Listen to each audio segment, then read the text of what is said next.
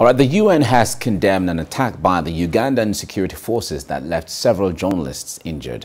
They were reporting on the opposition MP and musician Bobby Wine as he was highlighting allegations of human rights abuses in the country.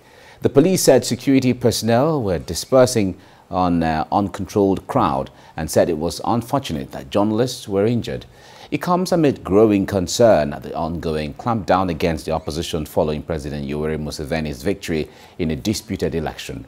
Videos show members of the Ugandan military police chasing after journalists and beating them with long sticks.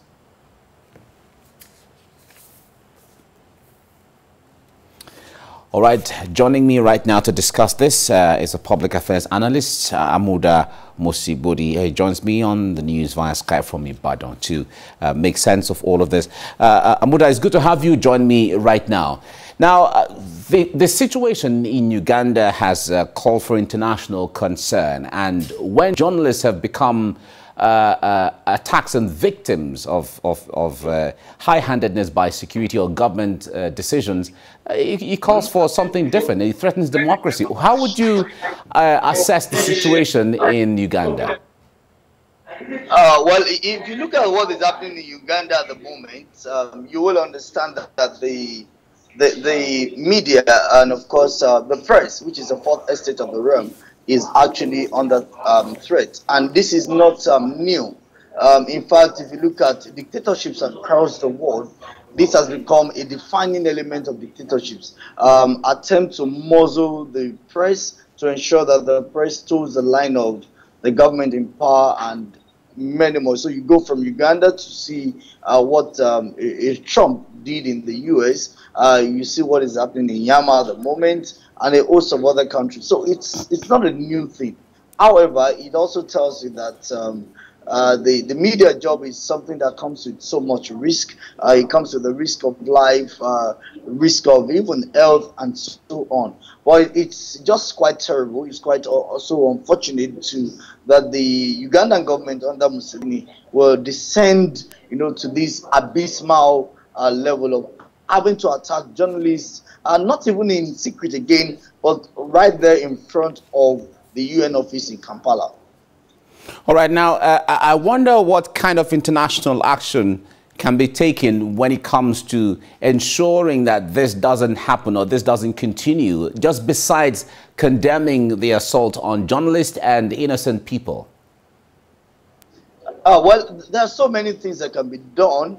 You know that for the past 10 years, international countries in the West are moving away from, national sanctions to individual sanctions, because it has been discovered that national sanctions often affect the poor of the poor in the countries and less of those who are at the center of these maladies. So there are a lot can be done. You can, for instance, declare a travel ban on Museveni and everyone in his parliament, particularly his security aides. Of course, aside that, you can also freeze their accounts in various countries other than Uganda. And of course, I think the UN can do this in working in close collaboration with the AU.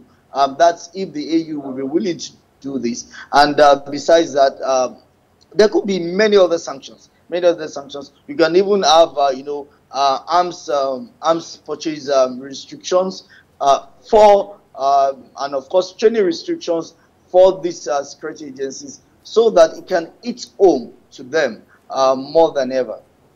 All right, now at times like this, one expects the AU to somewhat mediate in the affairs so things don't degenerate beyond where they are. But the AU doesn't seem to take actions like that. Do you see AU as being helpless in situations like this? I do not think the AU is helpless. It's just that the AU has become a convocation of authoritarian and dictatorial governments. And so for them, it's like a case of, if you want to speak out against this, then of course your turn will definitely come. So we know that there are a lot of dictatorships across Africa, from Cameroon to Nigeria, to Uganda, to Kenya, to Zimbabwe, to South Africa, and the like. So it's a case of what I'll call solidarity or in dictatorship. So there is a silent solidarity amongst them, feeling that, well, we know that we also have this tendency to do this. And so we may not be able to speak out. We've seen how a lot of governments in Africa have also subverted popular will, particularly popular democracy at the polls. So for them, it's a common trend, it's a common pattern, and they're just maybe showing solidarity with Museveni in this case. All right. The main opposition, Bobby Wine, who contested against Yoweri Museveni, has voiced out a lot of frustration when it comes to his trying to reach out to his own people. Sometimes he also talks about him being arrested and put on house arrest. He has voiced out several frustration. What more can he do when it comes to pushing for a change in Uganda? Well, I think what Museveni needs to do now is to reach out. If you look at the demography of those who are in support of Museveni, they are largely the youths. It means that to a large extent, the game is not complete yet. If you look at the whole arguments during the election, Bobby Wine, rather, my apologies, as the demography appeals to most are the youths, or more are the youths, while Museveni tends to appeal more to the older generation. So what Bobby Wine needs to do at this moment is to break into that rank. Now, what are those things that Museveni uses as his selling point? For instance, he talks about how he has been able to help the country fight against polio, how he has sustained a good economic rating. Now, puncturing some of these things, and of course you have to do this on a logical basis, not necessarily being throwing bad blood here and there. He needs to do so much. He needs to break into that, and then he also needs to an extent, to appeal to the sensibilities of the ordinary security agent. Now, that is not going to come easy, no doubt, because we know that the security agencies, particularly the police and the army, have always been seen as an agency for maintaining the social order. And of course, the social order in that instance is maintaining the government in power. So it needs to do so much more. Maybe some kind of psychological warfare of ensuring that he appeals to these people to see that there is truly a need for change, or a level playing ground where everyone can compete free and fair. Then, of course, like he's doing at the moment, he needs to reach out and maybe go beyond Uganda at this moment. Go to the US, go to the UK, reach out to the G7, make his position known. Every of the trading partner of Uganda at this moment needs to feel the message. All right. He needs to feel the message. That's what he needs to do at the moment. Okay. Yoweri Museveni, just like Robert Mugabe, former president of Zimbabwe, has ruled the country for a long time. But a time came in Zimbabwe where, when they didn't see the kind of change, a lot of citizens, even those who were part of the government, said enough was enough at the time. And you saw what happened. Is it likely to have a situation like that in Uganda?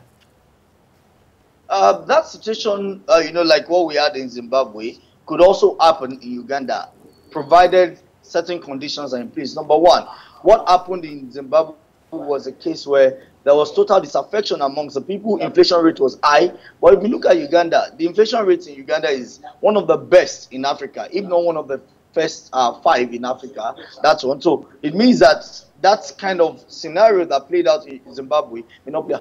However, a situation where sanctions are being placed on cabinet members of Museveni, you won't be surprised that a lot of them will start, pulling out of the government, and because they also want to have a good standing in the international scene, have a good standing in the face, a good face with international organizations and other countries, they may begin to pull out and then call out the administration, because they know that the the International Criminal Court, ICC, is always there to rein them. So we need to intensify efforts on not demonizing really, but bringing out the ills and of course the evils being perpetrated by the Museveni government against the opposition.